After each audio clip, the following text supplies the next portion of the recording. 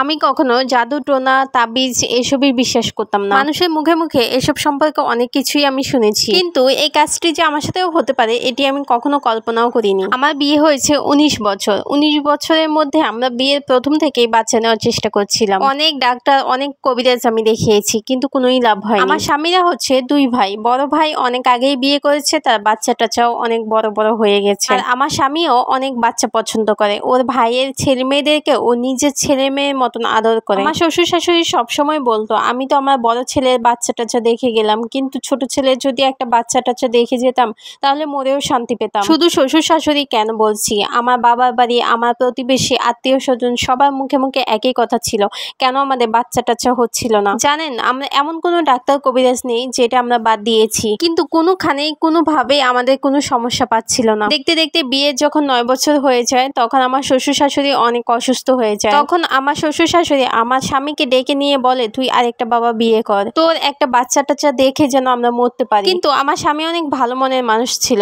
সে আমাকে প্রচন্ড ভালোবাসে। সে সবসময় বলতো, আমার বাচ্চা টাচ্চা হয় না তাতে কি হয়েছে, আমার ভাইয়ের বাচ্চাই তো আমার বাচ্চা। সে আরো বলতো, আমি আমার বউয়ের সাথে অনেক ভালো আছি, আমি আর দ্বিতীয় কোনো বউ আনতে চাই না। এভাবেই কাটতে লাগলো আমাদের দিন। একটা সময় পর আমার শ্বশুর শাশুড়ি মারা গেলেন। আমার শ্বশুরের কিন্তু অনেক সম্পত্তি ছিল। মারা যাওয়ার আগে দুই ভাইয়ের নামে সব সম্পত্তি লিখে গিয়েছেন। আমার শ্বশুর শাশুড়ি মারা যাওয়ার আগেও আমার স্বামীকে বলেছিল, যদি পারিস আরেকটা বিয়ে করিস, তাহলে হয়তো বা তুই একটা বাচ্চা টাচ্চার মুখ দেখতে পারবি। তখনও আমার স্বামীর একই কথা ছিল, আমি আমার বউকে নিয়ে অনেক ভালো আছি, আর দ্বিতীয় কোনো বউ আনতে চাই না। দেখতে দেখতে আমাদেরও বয়স হতে লাগলো। আমার ভাসুরের ছেলে মেয়েদেরকে বিয়ে করালো। আমরাও মেনে নিয়েছি যে আমাদের কোনো বাচ্চা হবে না, তাই ভাসুরের ছেলে মেয়েদেরকেই সবসময় আমাদের নিজেদের ছেলে মেয়ে মনে করতাম। দেখতে দেখতে আমাদের বিয়ের 25 বছর হয়ে গেল। একদিন আমার হাজব্যান্ড আমার কাছে এসে বলল, এত ধন সম্পদ দিয়ে আমি আর কি করবো, আমার তো আর বাচ্চা টাচ্চা নেই, চলো আমরা দুই টুনাটুনি মিলে আল্লাহর ঘরটাও দেখে আসি আর হজটাও করে আসি। হজ সম্পূর্ণ করার পর দেশে ফিরে আমরা আমাদের সম্পদগুলো ভাইয়ের ছেলে মেয়েদের মাঝে ভাগ করে দেবো। যেই কথা সেই কাজ, স্বামী স্ত্রী দুজন মিলে হজ করতে চলে গেলাম। হজটা আমরা স্বামী স্ত্রী মিলে সম্পূর্ণ করলাম। যেদিন আমরা দেশে ব্যাক করবো তার আগের দিন কাবা ঘরের সামনে বসে আমরা স্বামী স্ত্রী দুজনেই অঝরে কান্না করছিলাম। তখন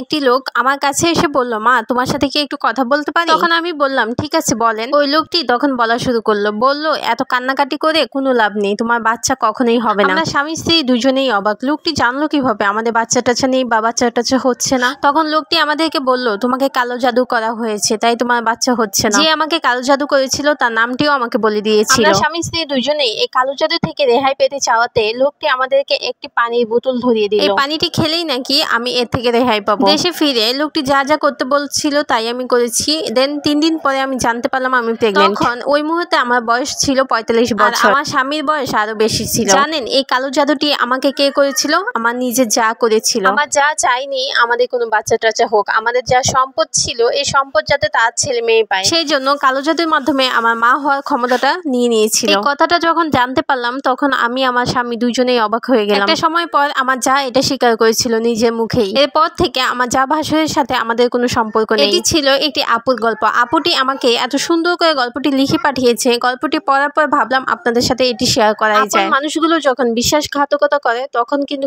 সেটা মেনে নেওয়া যায় না। কথাগুলো কেমন লাগলো সেটা একটু জানাবেন সবাই কমেন্ট করে। আজকে এই পর্যন্তই, দেখা হবে অন্য কোনো ভিডিও।